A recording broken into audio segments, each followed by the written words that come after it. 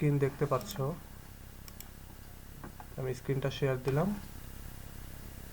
দেখো যে আমরা আমাদের যে সাজেশন, সেই সাজেশনে এখানে 4 নাম্বার যে কোশ্চেনটা, সেই কোশ্চেনটা আমরা শুরু করব যে ডিসক্রাইব দ্য ভিক্টোরিয়ান স্পিরিট অথবা features as reflected in the poem Ulysses. Ulysses কবিতায় ভিক্টোরিয়ান যুগের যে বৈশিষ্ট্যগুলো, যে স্পিরিট আমরা দেখতে পাই, সেটা আমরা আলোচনা করব। এটা এমন একটা কোশ্চেন যে কোশ্চেনটা তোমরা ফার্স্ট ইয়ারে পাচ্ছ, তোমরা যখন সেকেন্ড ইয়ারে উঠবে তখনও এটা হিস্ট্রি অফ ইংলিশ লিটারেচারের আন্ডারে পাবে। যখন থার্ড ইয়ারে যাবে তখনও টেনিসনের কবিতা পড়তে হবে এবং তখনও এই প্রশ্নটা পাবে। সো এই প্রশ্নটা যেটা আজকে পড়ছো, এটাই জাস্ট যে ইয়ারে যাবে সেই ইয়ারের মতো করে লিখতে হবে এবং তখন একটু বড় বড় হবে আর কি। সো আজকে দেখো, এখন যেহেতু তোমরা টেনিসনের এই একটা কবিতা পড়ছো, যার জন্য এই একটা কবিতার আলোকেই এখানে যে স্পিরিটগুলো খুঁজে পাওয়া যাচ্ছে বা ফিচারগুলি রয়েছে সেগুলো আলোচনা করতে বলছে। কিন্তু যখন তুমি থার্ড ইয়ারে উঠবা তখন আরও অনেকগুলি কবিতা একসঙ্গে পড়তে হবে, তখন সবগুলি কবিতাকে মিলিয়ে এইটা পড়তে হবে। সো এখন থেকে ভালো করে পড়ো, যাতে করে এটা মনে থাকে। ফার্স্ট ইয়ার তার মানে আগামী 2 বছরও এটা পাবে। সো এইটাকে ভালো করে পড়ো। আচ্ছা, আমি তোমাদেরকে একটা জিনিস বলে রাখি এটা আগে থেকেই, যে আমি শুরুতে ক্লাস নিতে গিয়ে এই ক্লাসটা রেকর্ড করতে ভুলে যাই, যার জন্য আমি প্রত্যেকটা গ্রুপেই বলছি যে তোমরা শুরুতেই আমাকে একটু করে মনে করে দিও যে ক্লাস রেকর্ডিং করার কথা। আমি অবশ্যই এটা রেকর্ড করছি আজকেরটা, কিন্তু এটা প্রায় ভুলে যাচ্ছি আমি। তো তোমরা একটু মনে করে দিও, যারা জয়েন করেনি বা লাইভে জয়েন করতে পারছে না, তারা যাতে করে পরবর্তীতে জয়েন করতে পারে সেই জন্য, আর পরবর্তীতে ক্লাসটা করতে পারে। এটা তোমাদের ক্ষেত্রে হয়তো বা হবে যে কোনো একদিন তুমি জয়েন করতে পারলে না, সো এটা সেভাবে। আচ্ছা, সাজেশনে যে 3 নাম্বার কোশ্চেনটা, এটা সামনের দিন পড়াবো, এটা আমার মনে ছিল না, আমি এটা নিয়ে একটু পড়াশোনা করেছি, যার জন্য আজকে এটা নিয়েই পড়াবো। আচ্ছা দেখো, আমরা এই কোশ্চেনটা নিয়ে আলোচনা করি তার আগে তোমাদের কি এই কবিতা সম্পর্কে একটু বলার দরকার আছে কিনা সেটা একটু আমাকে জানাও, বা এই কবিতাটা তোমরা। আচ্ছা, আমি ডিরেক্ট কোশ্চেনটাই পড়াই তাহলে। আচ্ছা, তোমরা তোমাদের স্পিকারগুলো বন্ধ করে রাখো। হ্যাঁ, যে লতিফা, তুমি তোমার মাইকটা অফ রাখো, বাকি সবাই যেমন অফ রেখেছে। সো দেখো, আমরা এই প্রশ্নটা নিয়ে আলোচনা করি। প্রশ্নটা হচ্ছে আলফ্রেড লর্ড টেনিসনের লেখা, এবং এই টেনিসনকে বলা হয় ভিক্টোরিয়ান যুগের রাইটার তিনি, এবং রিপ্রেজেন্টেটিভ রাইটার তিনি। অর্থাৎ তার রাইটিংগুলো পড়লেই আমরা ভিক্টোরিয়ান যে এজ রয়েছে, রানী ভিক্টোরিয়ার যে যুগ, সেই যুগের যত কোয়ালিটি তার রাইটিংয়ের ভেতরে আমরা পাই। সো সো আমরা এই রাইটিংটা, অর্থাৎ ইউলিসিস যে কবিতাটা, এখানে আমরা সেই ইয়েগুলো পাবো। আমরা ভিক্টোরিয়ান এজ সম্পর্কে একটু জেনে আসি, তাহলে আমাদের এটা সুবিধা হবে। আমরা এইখান থেকে দেখো, ভিক্টোরিয়ান এজ তোমাদেরকে বলেছিলাম যে সেকেন্ড ইয়ারে উঠলে তোমাদেরকে এটা পড়তে হবে। এই যে ভিক্টোরিয়ান লিটারেচার, এটা 1837 সাল থেকে 1901 সাল পর্যন্ত, এই সময়টাতে ভিক্টোরিয়ান এজ, এবং এই সময়ের যে হচ্ছে ফিচারগুলি সেটা এখানে রয়েছে, এবং এই ইউলিসিস কবিতার ভেতরে তুমি কিছু ফিচার এখানকার পাবে। আর এখানে যে রাইটারগুলো রয়েছে তার ভেতরে দেখো, এই আলফ্রেড লর্ড টেনিসন একজন। সো এই টেনিসনের কবিতারই আজকে আমরা ফিচারটা পড়ব। এই যেই ফিচারগুলো ওই কবিতার ভেতরে রয়েছে, ইউলিসিস কবিতার ভেতরে আছে, সেটা পড়ব। সো চলো দেখি আমরা এখানে কি রয়েছে। দেখো, শুরুতেই যেটা হচ্ছে, এই কবিতাটা এই প্রশ্নটা বেশ কয়েক রকম ভাবে আসতে পারে। এক হচ্ছে ক্যারেক্টারিস্টিক্স বলে আসতে পারে, ফিচার বলে আসতে পারে, অথবা ট্রেইট বলে আসতে পারে, অথবা নলেজ অ্যান্ড এক্সপেরিয়েন্স এই হিসেবে আসতে পারে, অথবা এটা বলতে পারে যে discuss Tennyson's as a representative poet of the Victorian age in the light of Ulysses poem. অর্থাৎ ইউলিসিস পোয়েমের আলোকে তুমি এই টেনিসনকে তার যুগের রিপ্রেজেন্টেটিভ পোয়েট হিসেবে আলোচনা করো, সেটাও আসতে পারে। সো আমরা এখন এই কোশ্চেনটা নিয়ে আলোচনা করি। তো ভিক্টোরিয়ান যে যুগটা সেটা হচ্ছে জিওগ্রাফিক্যাল এক্সপ্লোরেশনের যুগ। এই যুগকে বলা হয় কলোনাইজেশনের যুগ, এই যুগকে বলা হয় অ্যাডভেঞ্চারের যুগ, সায়েন্টিফিক ডিসকভারির যুগ এবং টেকনিক্যাল প্রোগ্রেসের যুগ বলা হয় এই ভিক্টোরিয়ান এজকে। তাহলে ভিক্টোরিয়ান এজকে কি বলা হচ্ছে? Geographical exploration, colonisation, adventure, scientific discovery and technical progress. The period was marked by the conflict between science and religion, অর্থাৎ এই সময়টাতে বিজ্ঞান ও ধর্মের ভেতরে একটা কনফ্লিক্ট তৈরি হয়। হোপ অ্যান্ড ডিসপেয়ার, অর্থাৎ হতাশা এবং আশা, অর্থাৎ আশা নিরাশার ভেতরে একটা কনফ্লিক্ট তৈরি হয়। সার্টেইনটি অ্যান্ড ডাউট, অর্থাৎ নিশ্চিত কোনো বিষয় সম্পর্কে অথবা সন্দেহ সম্পর্কে, রিলিজন সম্পর্কে সন্দেহ তৈরি হয় এই সময় মানুষের ভেতরে, ক্রিশ্চিয়ানিটি সম্পর্কে সন্দেহ তৈরি হয়। সো এই বিষয়গুলো নিয়ে এই সময়টাতে সন্দেহের তৈরি হয়। ভিক্টোরিয়ান পোয়েট্রিতে মানে এই এজের, অর্থাৎ এই ভিক্টোরিয়ান যে এজ, সেই এজের এই ফিচারগুলি খুব ব্যাপকভাবে ডোমিনেট করে বা এর ভেতরে ব্যাপকভাবে এই ফিচারগুলি পাওয়া যায়। এবং ভিক্টোরিয়ান ক্যারেক্টারিস্টিক যেটা, সেটা টেনিসনের কবিতার ভেতরেও আমরা খুব ব্যাপকভাবে পাই, যার জন্য তাকে বলা হয় হচ্ছে ভিক্টোরিয়ান এজের রিপ্রেজেন্টেটিভ। এবং এই কবিতা, অর্থাৎ ইউলিসিস কবিতাটা ভিক্টোরিয়ান এজের যে হচ্ছে অ্যাকশানগুলি বা ভিক্টোরিয়ান এজের যে এক্সাইটমেন্ট, যে ট্রাভেলের প্রতি তার যে ওই সময়ের মানুষদের যে আগ্রহ, অ্যাডভেঞ্চার করার প্রতি যে আগ্রহ, নতুন কিছু আবিষ্কার করার প্রতি যে আগ্রহ বা কাজ করার প্রতি যে আগ্রহ, সেইটা আমরা এই কবিতার ভিতরে দেখতে পাই।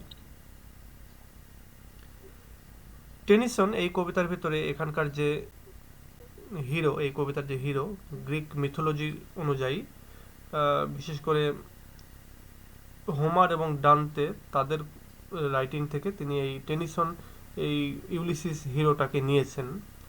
এবং এই কবিতাটা শুধুমাত্র একটা মানে শুধুমাত্র ইউলিসিসের যে কাজের যে একটা সাধারণ যে একটা গল্প তা কিন্তু না, বরং ইউলিসিস মূলত একটা ফিয়ারলেস কারেজ ম্যান, অর্থাৎ একটা সাহসী মানুষ এবং একটা অকুতোভয় মানুষের প্রতীক হিসেবে দাঁড়িয়ে গেছে ইউলিসিসটা। ইউলিসিস এখানে প্রেজেন্ট করছে একটা গ্রেট হিরোর যে যত কোয়ালিটি, ভিক্টোরিয়ান হিরোর যত কোয়ালিটি সেগুলো। এবং তিনি কি করছেন? তিনি তার হোমল্যান্ড যেটা ইথাকা, গ্রিকের যে ইথাকা, সেইখানে ফিরে আসছেন অনেক বছর যুদ্ধ করার পরে, স্ট্রাগল করার পরে, এবং কিছু অ্যাচিভমেন্ট নিয়ে ফিরে আসছেন। এবং তার এই হিরোইক অ্যাডভেঞ্চারের ভেতরে তিনি অনেক নলেজ গেইন করেছেন। এবং এখন তিনি যখন বাড়িতে ফিরছেন তখন তার অ্যাডভেঞ্চারাস যে স্পিরিট, সেটা বাড়িতে যেন রেস্টে থাকতে চাচ্ছে না। ইউলিসিসের যে মনটা, সেটা তো অ্যাডভেঞ্চারাস, সে তো অ্যাডভেঞ্চার করতে ভালোবাসে, যুদ্ধ বিগ্রহ করতে ভালোবাসে। তো এ বাড়িতে এসে বসে থাকতে চাচ্ছে না, বরং তিনি কি করতে চাচ্ছেন? হি শোজ কোয়াইট ডিসস্যাটিসফ্যাকশন, তিনি ডিসস্যাটিসফ্যাকশন বা অসন্তুষ্টি প্রকাশ করছেন একজন অ্যান আইডল কিং হিসাবে, অর্থাৎ অলস রাজা হিসেবে বসে থাকতে। এবং তিনি কনসিডার করছেন যে তার যে কাজগুলি, এগুলি মানে রাজা হিসেবে তার যে কাজগুলি, এগুলো খুবই অর্ডিনারি এবং খুবই স্যাভেজ প্রকৃতির। ওই মানুষকে শাসন করা, রাষ্ট্র পরিচালনা করা খুবই স্যাভেজ, বর্বর প্রকৃতির একটা কাজ এবং অর্ডিনারি সাধারণ একটা কাজ। তিনি তার কিংডমকে, তার যে সাম্রাজ্য, সেটাকে তিনি বলছেন যে একটা ব্যারেন ভূমি। এবং তিনি তার ওয়াইফকে বলছেন যে একজন বয়স্ক মহিলা, অর্থাৎ তিনি আর কোনো কিছুতে যেন মজা পাচ্ছেন না, এরকম একটা অবস্থা। এবং সব সময় এই সব কিছুর কারণেই তিনি খুব বেশি ডিসস্যাটিসফ্যাকশন অনুভব করছেন তার প্রেজেন্ট লাইফ নিয়ে। এবং তিনি এটা প্রকাশ করছেন তার হচ্ছে কয়েকটা লাইনের ভেতরে। আমি যদি সেই লাইনগুলো উল্লেখ করি, তিনি বলছেন যে yet all experience is an arc where through glimpse the untraveled worlds whose margin fades forever and forever where I move। মানে এখানে তিনি তার যে ডিসস্যাটিসফ্যাকশন, সেই ডিসস্যাটিসফ্যাকশনের দিকে তিনি সেটাকে প্রকাশ করছেন। এবং একই সঙ্গে তিনি আরেকটা যে স্পিচ দিচ্ছেন যে experience leads to more experience, অর্থাৎ কোনো একটা জিনিস যখন তুমি দেখবে, সেই জিনিসটা বা কোনো একটা জিনিস অ্যাচিভ করবে, তখন সেটা তোমাকে আরও অনেক জিনিস অ্যাচিভ করার জন্য তোমাকে যেন পুশ করবে পেছন থেকে। যেমন এখানে বলছেন যে তিনি এত ট্রাভেল করেছেন, যে এত ট্রাভেল করার পরে তিনি আনট্রাভেলড যে ওয়ার্ল্ড আছে সেই ওয়ার্ল্ডগুলোকেও তিনি ট্রাভেল করতে চাচ্ছেন এখন, বা যেই কাজগুলো এখনো করা হয়নি সেগুলো তিনি করতে চাচ্ছেন। তাহলে আমরা এটা দেখতে পেলাম যে এক নম্বর যে স্পিরিট, অর্থাৎ ভিক্টোরিয়ান যে স্পিরিট অফ ট্রাভেল যেটা, সেটা আমরা এখানে দেখতে পাচ্ছি, বা অ্যাডভেঞ্চারের যে স্পিরিট সেটা এখানে রয়েছে।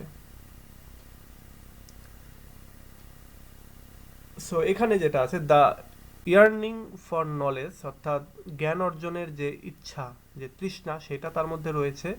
তারপরে থার্স্ট ফর নিউ ডিসকভারিজ, নতুন আবিষ্কার করার যে তৃষ্ণা সেটা রয়েছে, এবং আননোনকে নো করার, অর্থাৎ অজানাকে জানার যে ইচ্ছা সেটা রয়েছে। এবং এইগুলি সব টিপিক্যাল ভিক্টোরিয়ান কোয়ালিটি, অর্থাৎ ভিক্টোরিয়ান এজের যে সাধারণ যে কোয়ালিটি সেগুলো হচ্ছে এইগুলোই। সো এই কয়েকটা রয়েছে। এরপরে the poem advocates the philosophy of action, অর্থাৎ কাজ করতে হবে, বেঁচে থাকতে হলে বা বেঁচে থাকলে মানুষকে কাজ করতে হবে, এই যে এটাকে বলা হচ্ছে ফিলোসফি অফ অ্যাকশন, এইটাকে মূলত এই কবিতাটি সাপোর্ট করে, অ্যাডভোকেট করে। তারপরে আরেকটা কি করে, অফ স্ট্রাগল, অর্থাৎ সংগ্রাম করে বেঁচে থাকতে হবে, এটাকে সাপোর্ট করে। অফ ইনডেভার, অথবা কঠোর চেষ্টা করতে হবে কোনো কিছুকে পাওয়ার জন্য, এই জিনিসটাকে এই ইউলিসিস কবিতাটাকে সাপোর্ট করে। ইউলিসিস তিনি চাচ্ছেন যে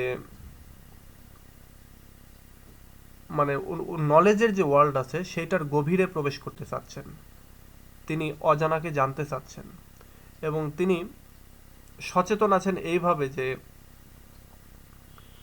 বিভিন্ন মানে রূপে পৃথিবীতে বেঁচে থাকা এবং পৃথিবীর যে ভাস্ট যে সুযোগ সুবিধা আছে সেইগুলো নিয়ে সন্তুষ্ট থাকা, এইটা কোনো এক্সিস্টেন্স হতে পারে না, এটা কোনো লাইফ হতে পারে না তিনি ভাবছেন। বরং তিনি যেটা চাচ্ছেন যে পৃথিবীতে এখনও ভাস্ট পসিবিলিটিস আছে আবিষ্কার করার, অনেক জিনিস আছে অজানা, যেগুলোকে জানার জিনিস আছে, তো সেগুলোকে তিনি জানতে চাচ্ছেন। তিনি তার প্রেজেন্ট লাইফটা নিয়ে একদমই মানে স্যাটিসফাইড না। তিনি ফিল করছেন একটা তীব্র বাসনা নিজের ভেতরে, যে অনেক বছর ধরে তিনি আবার মানে যেই এতদিন যে কাটিয়ে এসেছেন, যুদ্ধ বিগ্রহ করেছেন, অজানাকে জেনেছেন বা অনেক কিছু করেছেন, আবিষ্কার করেছেন, তিনি চাচ্ছেন যে তিনি আবার যাবেন এবং আবার অনেক বছর ধরে অনেক কিছু আবার জানবেন, অজানাকে জানবেন, নতুন অ্যাডভেঞ্চার করবেন, নতুন জিনিস আবিষ্কার করবেন, ডিসকভারি করবেন, এরকম। ইউলিসিস এখানে এনকারেজমেন্ট দিচ্ছে তার ম্যারিনার যারা রয়েছে, তার সঙ্গী সাথী বা তার যে আরও যে নাবিক যারা রয়েছে তাদেরকে, এবং তিনি সেখানে বলছেন যে দো মাস হ্যাজ বিন লস্ট, যদিও আমরা অনেক কিছু হারিয়েছি, মাস স্টিল রিমেইন, এখনও অনেক কিছুই রয়ে গিয়েছে। অর্থাৎ আমরা অনেক কিছু হারিয়েছি এটা সত্য, কিন্তু তারপরেও যেটা হলো সেটা হচ্ছে যে সব কিছু আমরা হারাইনি।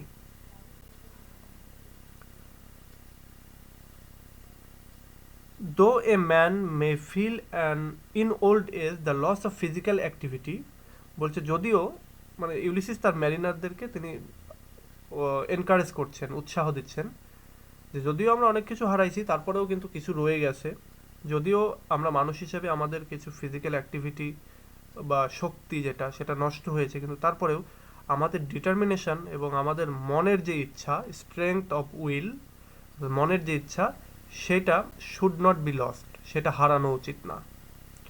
Time May physically weaken a man, একটা মানে সময় একটা মানুষকে শারীরিকভাবে দুর্বল করে দিতে পারে, but it can not crush the strength and spirit, কিন্তু এটা কোনো মানুষের স্পিরিট এবং যে তীব্র বাসনা বা মনের যে শক্তি সেটাকে নষ্ট করতে পারে না।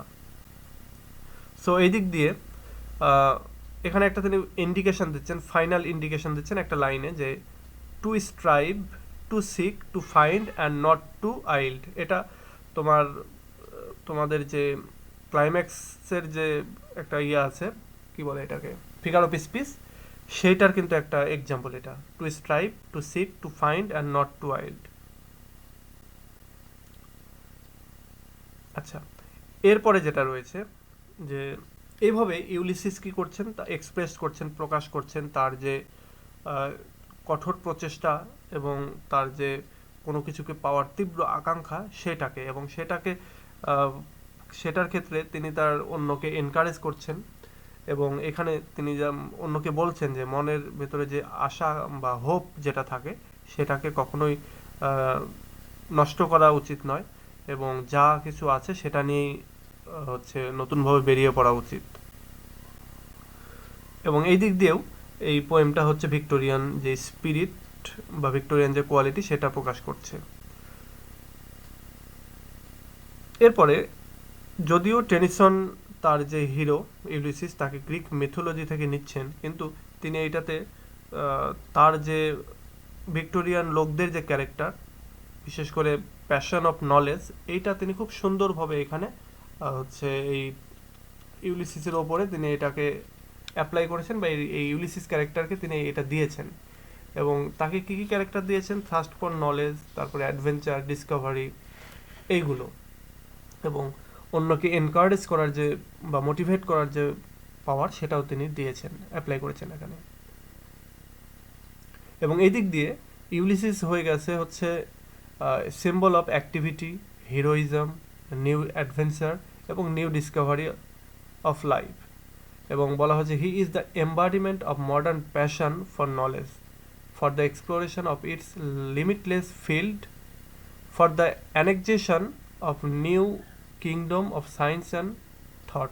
মানে মডার্ন একটা আছে, তোমার কথা আছে, সেটা হচ্ছে যে এই যে প্যাশন ফর নলেজ, আমরা মডার্ন যারা রয়েছি, মডার্ন এজেও কিন্তু আমরা তো যদিও পোস্ট মডার্ন এজের, সো মডার্ন এজে যেটা রয়েছে যে মানুষ প্যাশন ফর নলেজ ছিল, তারপরে exploration of its limitless field, limitless যে ফিল্ড সেটাকে এক্সপ্লোর করার একটা চেষ্টা সেটা ছিল, তারপরে নতুন কিংডম আবিষ্কার করা এবং তার সাথে সংযোগ স্থাপন করা পুরাতন কিংডমের, এইটার একটা ইচ্ছা ছিল, তারপরে সায়েন্স এবং থট যেটা সেটার ভেতরের একটা নতুন নতুন জিনিসকে আবিষ্কার করা, এটার একটা বিষয় ছিল। সেই সবই মডার্ন এজের যেমন ছিল ঠিক আছে, ঠিক তেমনই ভিক্টোরিয়ান এজেরও ছিল, এবং এই ইউলিসিস কবিতা এটা খুব ভালোভাবে উপস্থাপিত হয়েছে। ইউলিসিস এই কবিতার মাধ্যমে এখানকে পোয়েট টেনিসন তিনি এক্সপ্রেস করেছেন ইউনিভার্সাল একটা ফিলোসফি, এবং সেই ফিলোসফিটা হচ্ছে philosophy of optimism, philosophy of courage, philosophy of activity এবং ব্রেভ অ্যাডভেঞ্চার। এইগুলো হচ্ছে ইউনিভার্সাল ফিলোসফি, এবং এটাকে তিনি ইউলিসিস কবিতার মাধ্যমে উপস্থাপন করেছেন। এবং এই সমস্তই মূলত ভিক্টোরিয়ান ক্যারেক্টারিস্টিক্স, এবং আমরা এই কবিতার ভেতরে এটা দেখতে পাচ্ছি। তাহলে আমি তোমাদেরকে যেভাবে এই কোশ্চেনটা আলোচনা করার কথা বলবো সেটা হচ্ছে যে তোমরা একটা একটা করে লিস্ট করবে, এবং লিস্ট করে ওই লিস্ট ধরে ধরে স্ট্যান্জা বাই স্ট্যান্জা করে তোমরা ইউলিসিস কবিতা থেকে আলোচনা করবে। যেমন ধরো প্রথমে তুমি এইভাবে বললা যে ইউলিসিস কবিতার ভেতরে আমরা যেটা পাই যে ডিজায়ার ফর ট্রাভেল, অর্থাৎ ট্রাভেল করার বা অ্যাডভেঞ্চার করার যে ইচ্ছা সেটা আমরা পাই, এইটা একটা পয়েন্ট হতে পারে। থ্রাস্ট ফর নলেজ, এইটা একটা হতে পারে। আচ্ছা, আমি তো এখানে লিখেই রেখেছি, আমি তোমাদেরকে দেখাই আরেকবার। যেমন এই যে এইটা তোমাদের এই কবিতার ভেতরে নাই, নস্টালজিয়া নাই, উইমেন কোশ্চেন এটাও নাই। এই যে নিউ এডুকেশন, এইটা নতুন কিছু জানা, নতুন কিছু শেখা, এটা রয়েছে। তারপরে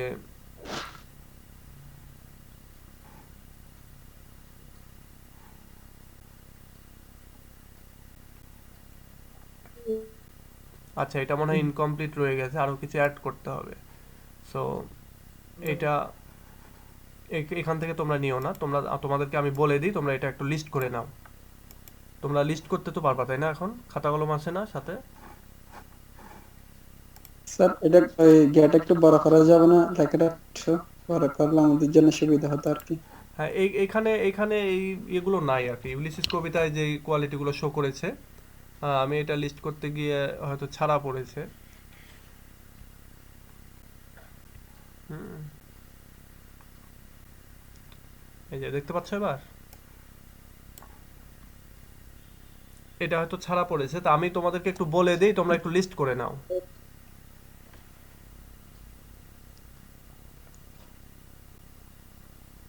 আচ্ছা। জি স্যার বলেন। জি স্যার, এবার দেখা যাচ্ছে। আচ্ছা, আমি একটু বলে দেই, তুমি একটু লিস্ট করে নাও যে এই জিনিসগুলো ইউলিসিস কবিতার ভেতরে রয়েছে। যেহেতু এটা একটা কবিতা থেকে, আমি আমি যেই লিস্টটা করেছি ভিক্টোরিয়ান লিটারেচারের, এটা ড্রামা, নোভেল, তারপরে অন্য যত লিটারেচারের যত যা আছে সবগুলো মিলে।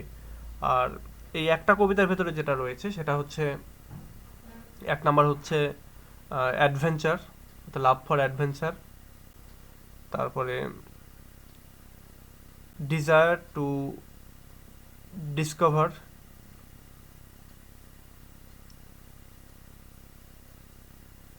এরপরে রয়েছে desire to know the unknown. আচ্ছা, আমি তোমাদেরকে একটা কাজ করি, একটা পুরাতন বই থেকে একটা আমি একটা শিট ছবি তুলে তোমাদেরকে দেই, তোমরা সেখান থেকে নিতে পারবা না? জি স্যার নিতে পারবো স্যার। আচ্ছা, গ্রুপে জি স্যার, দিয়ে পারবো দিবেন স্যার। স্যার। আমি এটাই ভালো হবে, তাই না? আমি তোমাদেরকে জি স্যার। একই প্রশ্নের দুই তিনটা নোট দেই, তোমরা তাহলে ওখান থেকে যেটা তোমাদের জন্য ইজি হয় বা যেখান থেকে তোমরা ভালো বুঝতে পারবা সেটা সেখান থেকে নিবা। আমি এই ক্লাসের পরে আমি তোমাকে এটা দিয়ে দিচ্ছি। আচ্ছা, আমি দেখি এখনই মোবাইল থেকে আমি আপলোড করতে পারি কিনা। Okay sir. ওয়েট, আমি মোবাইল থেকে দেখি আপলোড করতে পারি কিনা। আচ্ছা, তোমরা কি পোস্টগুলো দেখতে পাচ্ছো? গ্রুপে যে পোস্টগুলো দিয়েছি। জি স্যার হ্যাঁ, জি এখান স্যার। হ্যাঁ, এখান থেকে পাইছি। আমি এতক্ষণ তোমাদেরকে যেটা বোঝালাম এখান থেকেই বোঝালাম, তুমি এখান থেকে মিলিয়ে নিয়ে আমি ভিডিওটা তো আরেকবার দিব, তুমি সেখান থেকেও নিতে পারবে। আর এই বইগুলো তো আমি সেই আমাদের 5-6 সালের দিকে সেই সময়ও পড়েছি আমরা।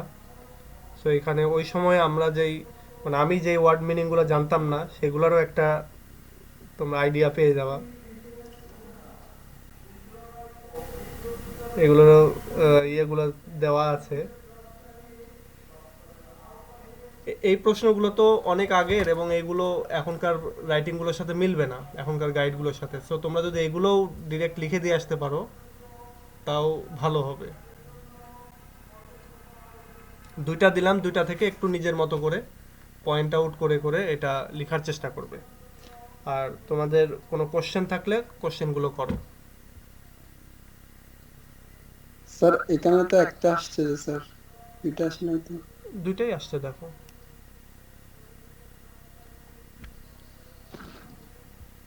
হ্যাঁ, দুইটাই পোস্ট হয়ে গেছে। আচ্ছা, আমি তোমাদেরকে দেখাই।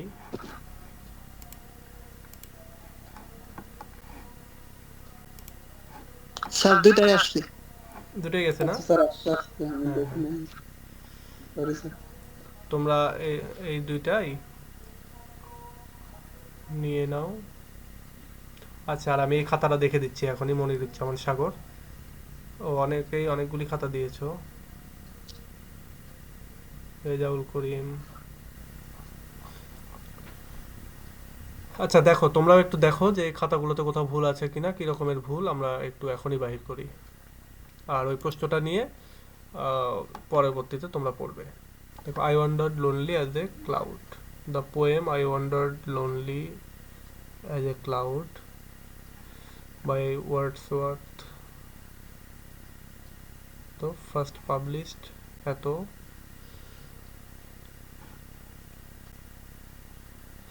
এই শুরুর এইসব সেন্টেন্সগুলো ছোট ছোট করে করার চেষ্টা করবো, ভেঙে ভেঙে ছোট ছোট করার চেষ্টা করব,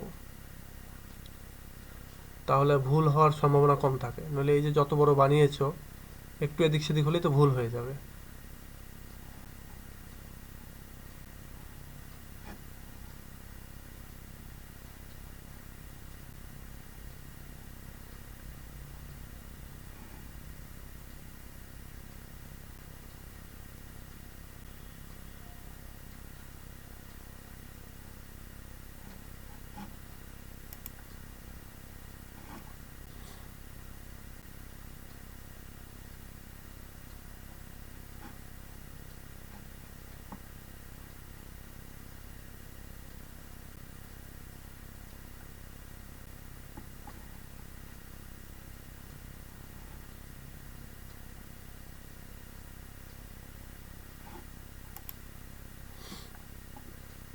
এবার আমাকে কাত হয়ে দেখতে হবে আর কি।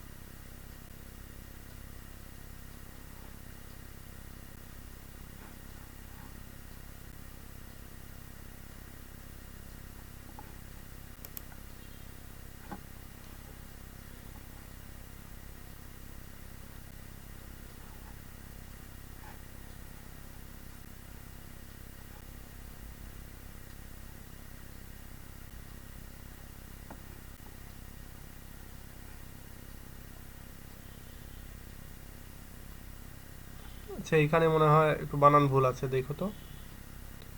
মনিরুজ্জামান সাগর, তুমি এই যে এই বানানটা সম্ভবত ভুল আছে।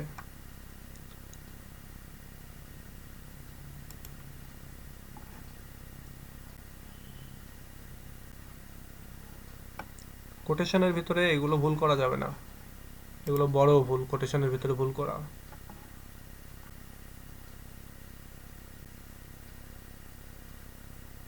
তারপরে যে এইভাবে ধরো এই স্ট্যান্জাটা এখানে শুরু করেছো, এই যে এখানে যে একটা লাইন লিখেছো, এটা তো এই পাশেই লিখতে পারতে, এই পাশে কেন নিয়ে এসেছো? এগুলো করা যাবে না, এগুলো খাতার সৌন্দর্যের সমস্যা, বা অনেক টিচার আছে এগুলোকে ফল্ট হিসেবে ধরে নেয়। এই যে এখানে একটা লাইন লিখেছো, কি দরকার ছিল? এটা তো ওপারের লাইনে ওপারেই লিখতে পারতে।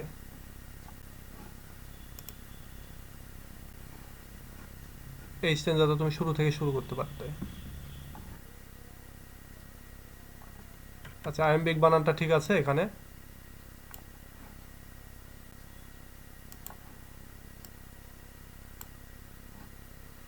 দাঁড়াও, আমাকে চেক করতে হবে আইএমবিক বানানটা। তোমার আইএমবিক বানান দেখে তো আমি নিজেই ভরকে গেলাম।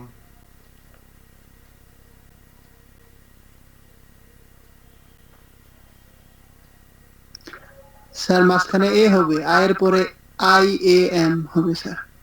আচ্ছা, আইএমবিক পেন্টামিটার না? তা আমি আবার ভাবলাম যে কি আমি কি বানানটা ভুলে গেলাম নাকি। যাই হোক, এই জিনিসগুলো ভুল করা যাবে না। এইগুলাই হচ্ছে মনে করো প্রশ্নের ভেতরের বা অ্যান্সারের ভেতরের কি পয়েন্ট। এগুলো দেখেই মার্কস দেয়, স্যাররা তো লাইন বাই লাইন পড়ে না, এই জায়গাগুলোতে চোখ চলে যায়। সো এই জায়গাগুলোতে ভুল করা যাবে না। তুমি একটা সাধারণ সেন্টেন্সের ভিতরে যদি ভুল করো এটা ধরবে না, কিন্তু এই যে আয়াম্বিক পেন্টামিটার, সিমিলি, তারপরে শুরুর দিকের স্ট্যাঞ্জা বা স্ট্যাঞ্জার এই যে শুরুতে, এইসব জায়গায় ভুল করা যাবে না কখনোই।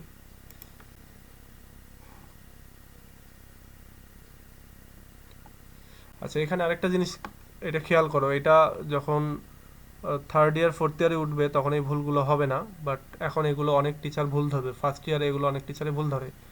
যেমন দেখো, তুমি এইখানে করেছো the poet metaphorically compared himself, এখানে তুমি পাস্ট ইনডিফিনিটে করেছো। আবার এইখানে করেছো পরের সেন্টেন্সেই, যেমন এখান থেকে এইখানে the use of metaphors indicates, এখানে আবার পাস্ট প্রেজেন্ট ইনডিফিনিটে করেছো। তার মানে একবার পাস্টে চলে যাচ্ছে আবার প্রেজেন্টে আসছো।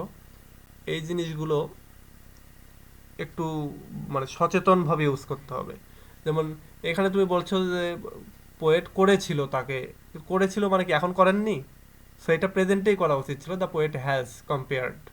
তাহলে এইভাবে যদি লিখতে তাহলে বেশি ভালো হতো। অনেক টিচার এই জিনিসগুলো ভুল ধরে, যে একবার পাস্টে যাচ্ছে একবার প্রেজেন্টে যাচ্ছে। এই যে এখানে দেখো আরেকটা,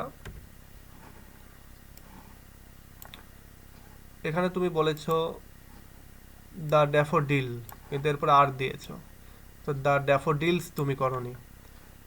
এটা খুব মেজর ভুল না, কারণ এইসব এইসব স্লিপ অফ দ্য নিপ যেটা বলে, লেখার স্লিপ হয়ে যায়। সো এগুলো হয়তো অনেক টিচার ধরবে না, আবার অনেকের চোখেও পড়বে না। আবার যে একটু খুঁতখুঁতে স্বভাবের, হয়তো প্রথম দিকেই তোমার খাতাটাই দেখছে সে, তখন কিন্তু এগুলো সে ধরে ফেলবে। সো এগুলো তোমাদেরকে একটু সচেতন হতে হবে। যাতে এই ভুলগুলো না হয়। আর এই যে শেষে গিয়ে তুমি দুইটা লাইন এই পাশে লিখলা, তুমি তো এই পাশে তোমার জায়গা, তুমি কোনোভাবে যেভাবেই হোক না কেন এইদিকে জায়গা করে নিতে হতো, অথবা এই লেখাটা দিয়ে এই পেজটা অর্ধেক লেখাটা এই পেজ করলা আর এদিকে গিয়ে আর একটু লিখলা, এই হয়তো এই অর্ধেক পেজ পর্যন্ত এরকম একটা দুইটা লাইন নতুন পেজে এভাবে লেখা, এগুলো অনেকেই কিন্তু ধরে ফেলবে।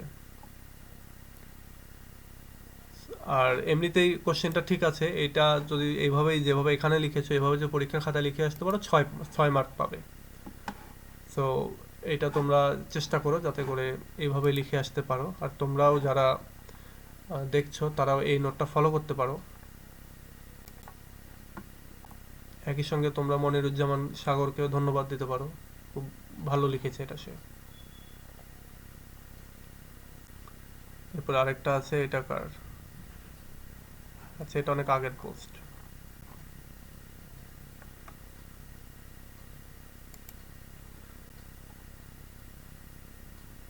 সেটা তো টেক্সট বোঝাই যাচ্ছে না। আচ্ছা এটা না দেখি, এটা পরে আমি দেখে দেব লাইভে, এটা না দেখি। আচ্ছা এখন বলো তোমাদের যদি কোনো কোশ্চেন থাকে আজকের এই ক্লাস সম্পর্কে, বা এই যে খাতাটা দেখলাম, খাতার সম্পর্কে যদি কোনো কোশ্চেন থেকে থাকে তোমরা একটু বলো।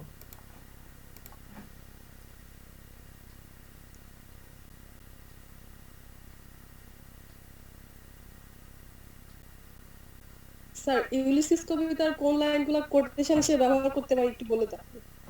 আচ্ছা এটা ওই যে কোশ্চেনের যে আমি ছবি তুলে দিয়েছি ওইখানে দেখো আছেই, ওইখানে আছে। ঠিক আছে। তারপরে তোমরা শেষের যে লাইনগুলো, সেই লাইনগুলো অনেক ইম্পর্টেন্ট, আমি তোমাদেরকে বলেই দেই, দাঁড়াও আমি একটু বই বের করি। যেমন সবচেয়ে গুরুত্বপূর্ণ যে লাইনটা সেটা হচ্ছে I can not rest from travel, I will drink life to the less. এই সেন্টেন্সটা ইউজ করতেই হবে কোটেশন হিসেবে, যে কোশ্চেনই লেখো না কেন ইউলিসিস থেকে এটা ইউজ করতেই হবে। এই একটা লাইন খুবই পাওয়ারফুল একটা line, I can not rest from travel, I will drink life to the lees, এইটা। এরপরে তোমরা লিখতে পারো যে তার প্রেজেন্ট লাইফ নিয়ে যে সে যে ডিসস্যাটিসফাইড সেটা নিয়ে তোমরা লিখতে পারো। যেমন তোমরা লিখতে পারো how dull it is to pause, to make an end, to rust unburnished, not to shine in use. এই লাইনটা তোমরা ইউজ করতে পারো। তারপর আরেকটা আছে and this grey spirit yearning in desire to follow knowledge like a sinking star beyond the utmost bound of human thought, এটা use করতে পারো। এরপরে আরও একটা আছে, সেটা হচ্ছে শেষের দিকে যে একটা লাইন, সেটা হচ্ছে তিনটা লাইন একসঙ্গে, যেমন one equal temper of heroic hearts made weak by time and faith but strong in will to strive to seek to find and not to wild. এই তিনটা লাইন মনে করো সর্বকালের জন্য সবার জন্যই মোটিভেশনাল একটা লাইন। এই লাইনে কি বলছে যে একটা মানুষের ফিজিক্যালি সে দুর্বল হয়ে যেতে পারে, বা সময় বা তার ভাগ্য তাকে হয়তো দুর্বল করে দিতে পারে, কিন্তু তার মনের ভিতরে যদি ইচ্ছা থাকে চেষ্টা করার, আচ্ছা টু স্ট্রাইভ, টু সিক কোনো কিছু মানে পুঙ্খানুপুঙ্খভাবে খুঁজে দেখার বা খোঁজার, টু ফাইন্ড মানে খুঁজে বের করার, অ্যান্ড নট টু ওয়াইল্ড এমনকি মানে হারানোর কিছু না, বা সে হারবে না, এরকম যদি তার মনের ভেতরে একটা জিদ থাকে তাহলে সে জয়ী হবেই। সো এটা একটা ইউনিভার্সাল মোটিভেশনাল লাইন, এটা তোমরা ইউজ করতে পারো। আচ্ছা এরপরে আর কোনো কোশ্চেন আছে কারো, বলো। আচ্ছা শামিম তোমার কি কিছু বলার আছে?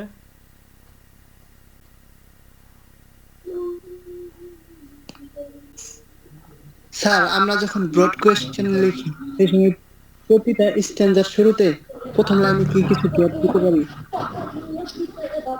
প্রথম লাইনে গ্যাপ বলতে মানে প্রথমে লেখার সময় একবারে মার্জিন থেকে কিছুটা দূরে আর কি। আচ্ছা ওইটা ইনডেন্ট বলে, হ্যাঁ হ্যাঁ ইনডেন্ট দিতে পারো, এটা সমস্যা নাই। জি স্যার। প্রথম লাইনে হয়তো 1 ইঞ্চি পর থেকে লেখাটা শুরু করলে, তাই তো? এটা করতে পারো। জি স্যার, এটা একটু ভালো। হ্যাঁ। আর কারো, লতিফা তোমার কিছু বলার আছে কিনা? না স্যার, আমি আমি এইমাত্র জয়েন করলাম, এতক্ষণ মানে আর কি ছিলাম না, আমাদের টেস্ট এক্সাম চলতেছে তো আচ্ছা, সমস্যা নাই, ক্লাস আজকে রেকর্ড বুঝতে হয়েছে, পারি। ক্লাস রেকর্ডিং করেছি, সো এটা আমি শেয়ার দেবো গ্রুপে, তুমি সেখান থেকে পেয়ে যাবে। আর কয়েকটা দুইটা নোটের ছবি প্রকাশ করেছি, পোস্ট করেছি, ওইটাও তোমরা দেখে নিতে পারো। আজকে ক্লাসের সাথে ওটা রিলেটেড, সো তোমাদের জন্য ইজি হবে নোট করা। ঠিক আছে। আচ্ছা, আর যদি কারো কিছু বলার না থাকে তাহলে আমি এখানেই এন্ড করব। স্যার আমিও ইনপুট পরীক্ষা টেস্ট পরীক্ষা নিয়ে একটু বিজি আর কি, আচ্ছা, বুঝতে এই পারছি কারণে তোমরা। শুধু ক্লাসে জয়েন আছি, পড়াশোনা তারপরে জমা দিব পরীক্ষার পরে। হুম হুম, জি ঠিক আছে, স্যার। সমস্যা নেই।